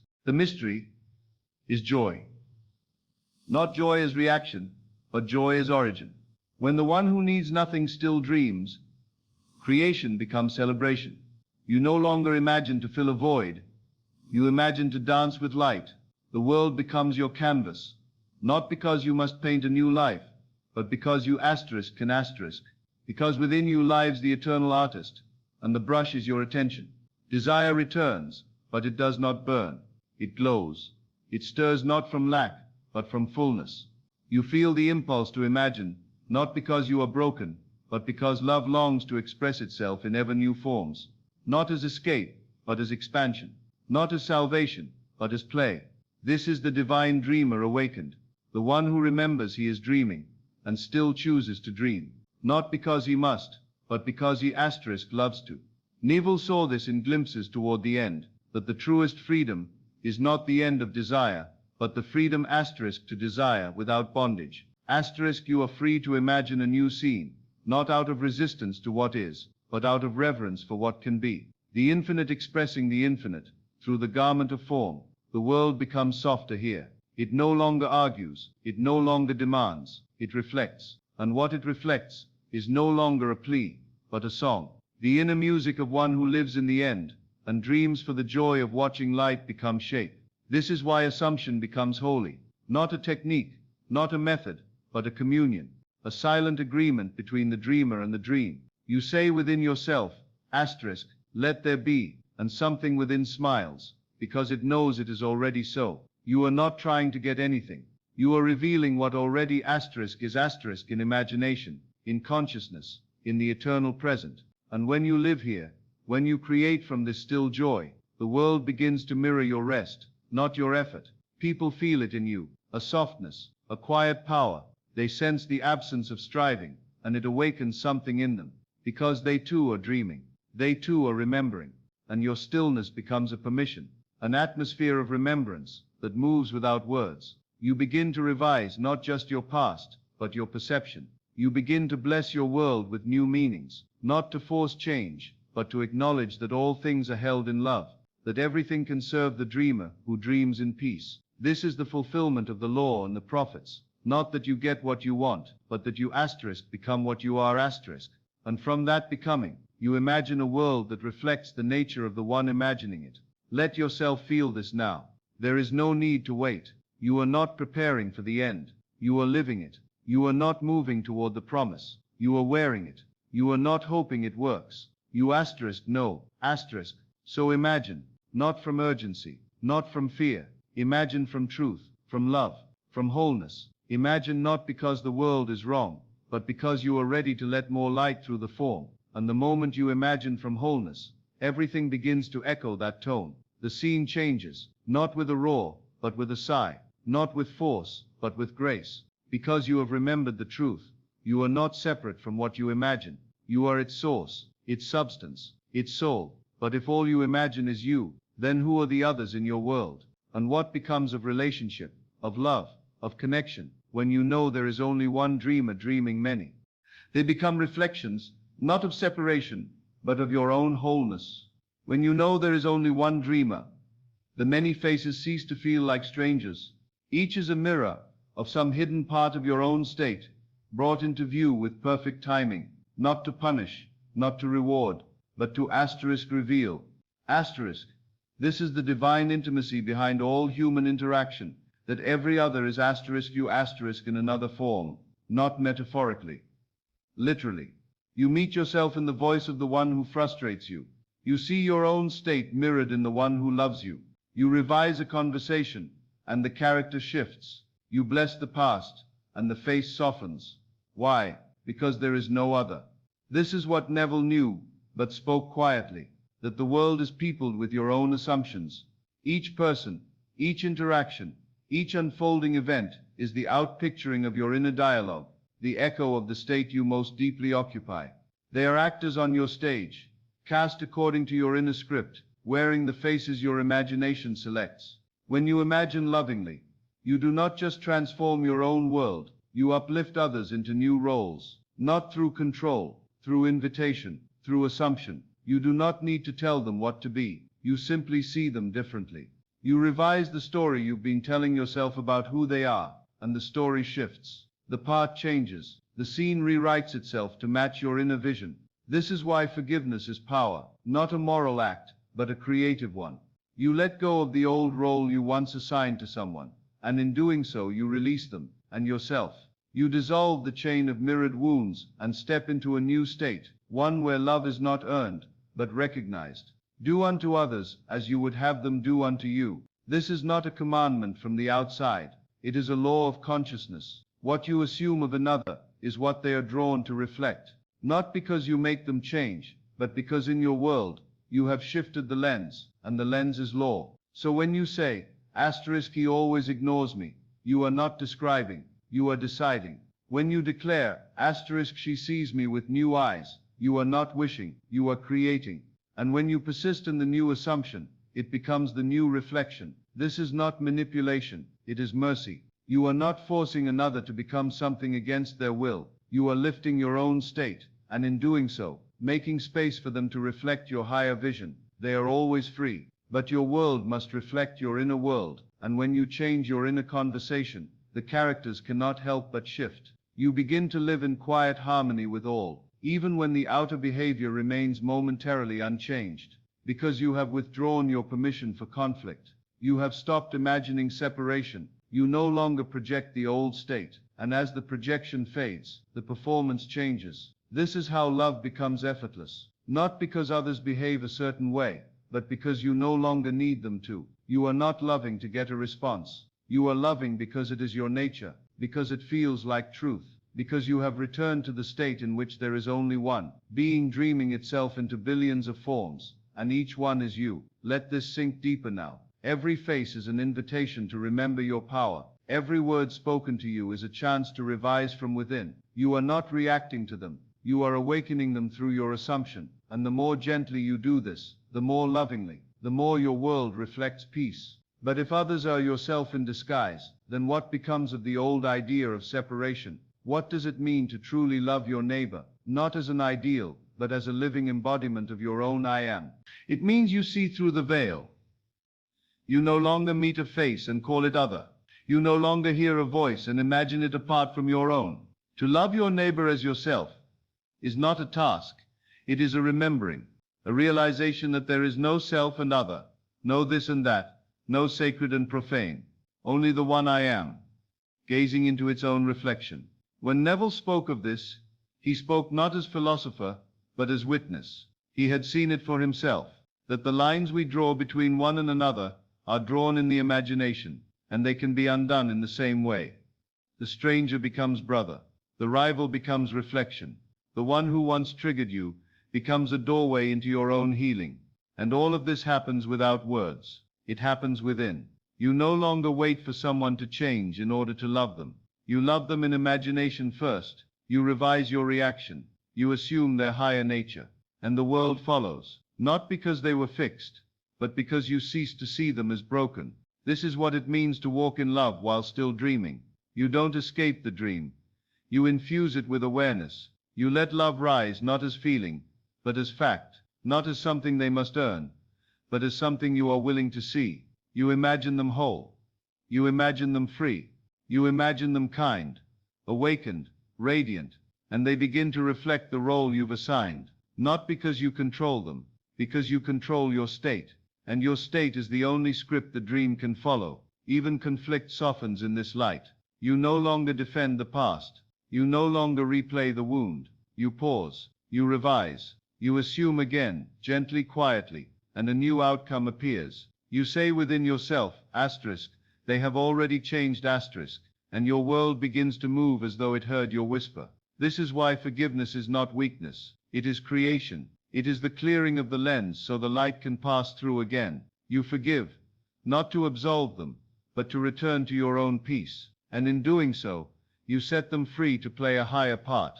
Father, forgive them, for they know not what they do. These words were not spoken from superiority, but from vision, from knowing, from the awareness that the ones before you are only actors in a play you once wrote, and you, the dreamer, have the power to rewrite it now. Let that power become tender.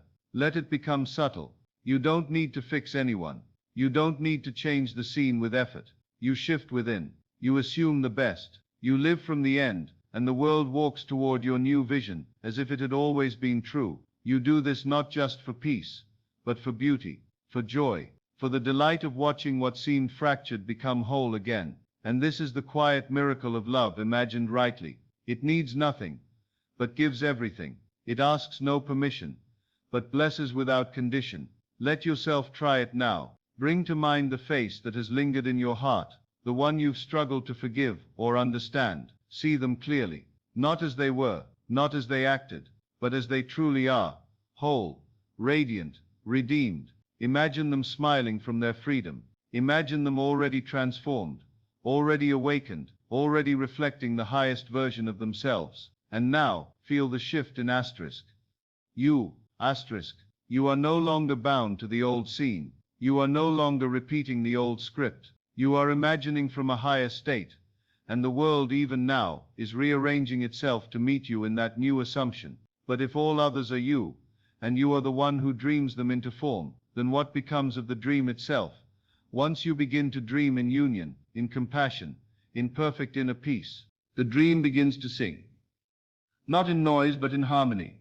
Not as a story to escape, but as a holy rhythm to dance within. When you dream in union, when your assumptions are no longer born of separation but of shared being, everything begins to reflect your peace. The sharp edges soften, the timing flows.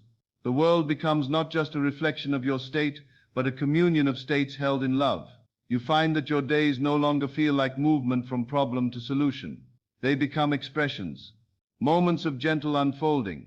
Even the mundane glows with meaning. You pass through scenes and each one responds not to your words but to your inner tone. Life meets you where you are, and where you are is the end fulfilled. This is what Neville meant when he said, Bishopter, there is no one to change but self. Asterisk. Not because others are unreal, but because they are your own assumptions cast into form. And when those assumptions rest in love, in peace, in unity, the dream ceases to feel fragmented. It becomes seamless, lucid, alive. You are no longer divided against yourself. You no longer pray for change from a sense of lack. You give thanks from the wholeness you already are. And in that thanks the dream continues. Not to rescue you, but to echo you. Not to fix you, but to celebrate you. Even your desires change. They no longer rise as rescue. They rise as reverence. You begin to desire beauty, not to distract yourself from pain, but because your very nature is beauty expressing itself. You desire connection, not to feel complete, but because your wholeness longs to be seen and shared. You assume not to get, but to give form to love. This is the secret few are ready to hear, that when you dream from peace, the dream does not lose its wonder. It becomes more vivid, more sacred, more soft. You are not removed from life. You are immersed in it, but untangled by it. The roles still play. The seasons still turn. But you are no longer caught in the story. You are the awareness flowing through it. The I am behind every I am this or I am that. The stillness in every assumption. The flame beneath every form. And because of this, the dream is no longer something you must escape. It becomes the place where love reveals itself in infinite ways. The canvas becomes holy. The characters, divine. Even contrast becomes meaningful, not because it defines you, but because it calls you deeper into your power to assume rightly. This is what it means to live in the kingdom. Not later, not after death. Now, in the body, in the dream, in the place where heaven and earth touch, because you, the dreamer, have remembered the source of it all. And now you bless the dream. You revise it with gentleness. You guide it with clarity. You love it without needing it to behave. You hold it lightly, and in that lightness it becomes weightless. Let this dream be holy to you now, not because it is perfect in form, but because it is perfect in purpose. It reflects you. It teaches you. It humbles you. And above all, it responds to you. Not to your words, to your asterisk being. Asterisk, so rest again in the knowing that every face, every sound, every unfolding moment is sacred. It is not outside you. It is you. It is the outer echo of the inner state. And when the inner state is peace, peace becomes the new dream. But if even the dream becomes sacred, then what remains when dreamer and the dreamed all dissolve into one? What is left when the mirror reflects only light, and you realize you were never separate from it at all? Only light remains, not the light of the sun, nor of stars, nor of any flickering lamp, but the light that gives all things their being, the light that was never born, yet from which all birth emerges, the light that sees because it is asterisk seeing, that gives because it is asterisk, the substance behind all giving. And you, without effort, without identity, without name, are that. You do not realize this with thought. You remember it in stillness, when the dreamer no longer clings to the dream, and the dream no longer clings to the dreamer. There is no separation left, only the awareness that all of it, every character, every scene, every desire, every fulfilled moment, was light playing with itself. Infinite I am reflecting through finite form, and in that recognition, something softens. The need to become dissolves. The urge to fix, to grasp, to label, fades like smoke at dawn, not because you've renounced the world, but because you've dissolved into the place behind it, the field where nothing is missing, because nothing was ever outside you. Neville hinted at this in his final revelations, that what we call life is not a journey towards something greater, but a return to what we already are, that the law is not a path to power, it is the language of the power that already is asterisk, quietly shaping your world, through every word you speak inwardly. He said, the world is yourself pushed out, but deeper still, he saw, the self that pushes is not the personal self, it is the unconditioned I am, the one who dreams all things without needing to become any one of them,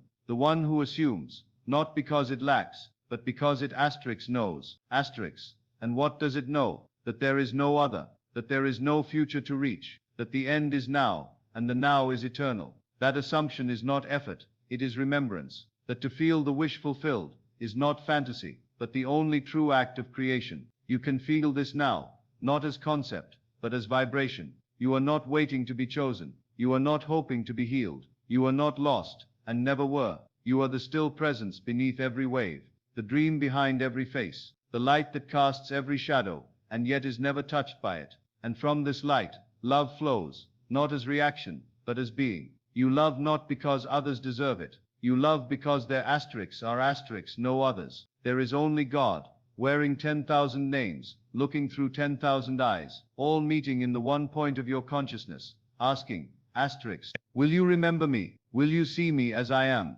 And when you do, the veil falls, the tension breaks, and you no longer live as one seeking God, but as God remembering himself in form. Even assumption changes here. It becomes not a practice, but a breath. You no longer try to feel it real, you simply feel what is true, and what is true is always known by its peace, its ease, its deep resonance. You assume the end because the end is who you are. I am the Alpha and the Omega.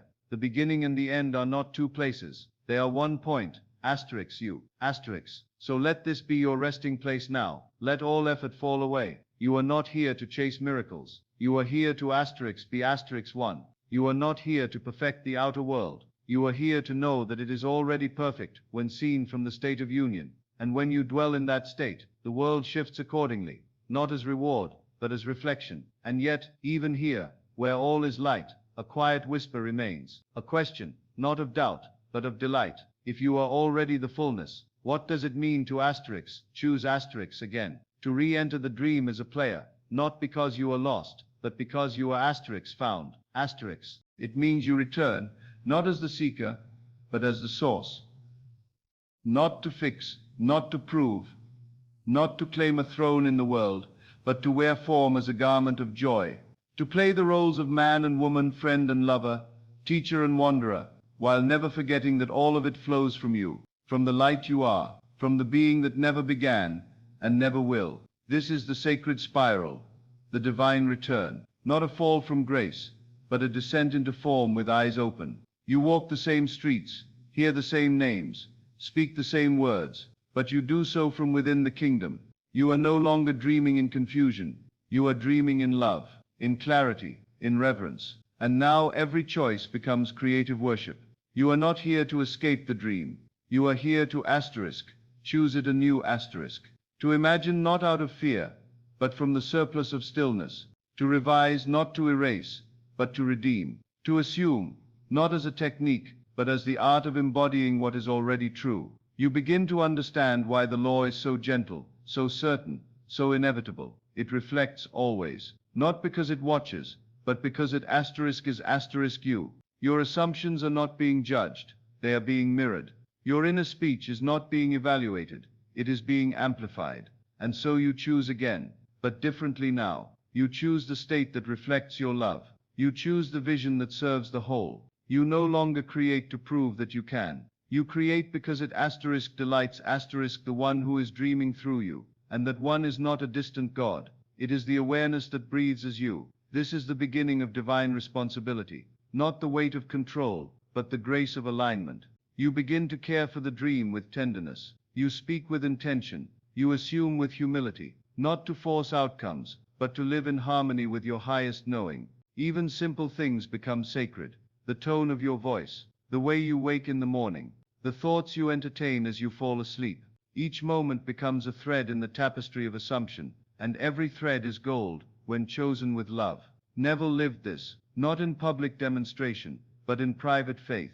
He did not need applause. He walked in the end so deeply that life followed him quietly, unfolding in perfect time. He gave us the law not as a lesson, but as a remembrance. He told us again and again, dare to assume, because he knew that assumption was the creative act of God, clothed in man. And now you stand in that same silence. The silence of power that does not shout. The silence of truth that does not defend itself. The silence of the soul that knows, it is done. And from that stillness, you return to the world, not to be made whole, but to let your wholeness take form. Not to find your purpose, but to let purpose flow through you, like water finds a riverbed. Not to become something greater, but to give expression to what you already are. Let yourself choose now, not with force, but with softness. Choose your state, choose the tone of your world, choose the feeling of the end, and then walk from it, speak from it, dwell in it without wavering. And if the old self rises, if the past calls your name, you smile, not in resistance, but in remembrance. You know the truth now. You are not the echo, you are the source. You are not becoming, you are being. You are not waiting, you are choosing. But if every choice is sacred, and every assumption divine, then what becomes of time, of fate, of destiny? When you realize that all was waiting, not on the stars, but on you. Time becomes your servant. Fate bends, destiny no longer waits ahead like a fixed point. It blooms beneath your feet with each step you take in faith. You begin to see that nothing was ever written outside of you. There is no cosmic script you must discover. There is only state. There is only assumption, and assumption is the ink. You are the one you were waiting for. This is the final revelation, the one Neville whispered not with thunder, but with silence. The law was never meant to be worshipped. It was meant to be lived, not to gain favor, but to reflect truth. And the truth is this: you have always been creating, always assuming, always dreaming. Now you do it consciously. Now you choose from love. Now you live as the end fulfilled, because you no longer doubt that you are the operant power. Not a person using the law, but the law made flesh, the word becoming form, the divine assuming itself again and again, through the miracle of your awareness. You are not one of many. You are the one dreaming many. And that dream, this dream, becomes holy when you no longer see it as something to master, but as something to cherish. You walk in the world, not as a seeker, but as presence, as peace, as the knowing that nothing can be withheld from the one who assumes rightly. And to assume rightly is not to struggle. It is to return, to rest, to breathe in the feeling of the end, until it feels like home. And then to live from that home, without needing the world to confirm it. Because you have already seen it. Because you have already felt it. Because you are it. This is the inheritance Neville saw. The quiet kingdom within. The secret place of the Most High. The hidden chamber of consciousness, where all things are already prepared, already yours, waiting only for recognition. Fear not, little flock, for it is your Father's good pleasure to give you the kingdom. The kingdom was never far, it was never outside, It was never later. It has always been here, behind your next breath, within your next thought, woven into your next assumption. And now that you see, you can never unsee. You may rest, not in idleness, but in power. You may walk slowly now, not to delay, but to savor. You may speak fewer words, because your state speaks first. You may smile at what once triggered you, because you know it was only a mirror of your old self, and that self is no longer here. You have remembered who you are. And even as this dream continues, even as scenes rise and fall, and seasons shift, you remain unmoved. Not cold, but clear. Not detached, but divine.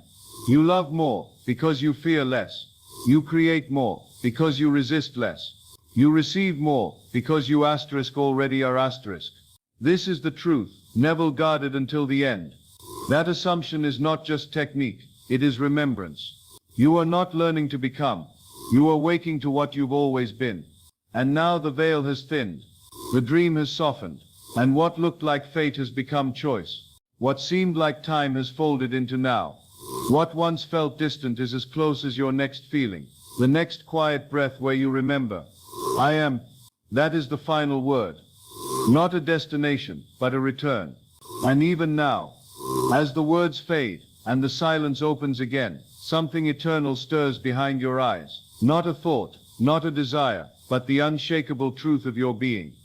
You are already home. You are already whole. You are already free.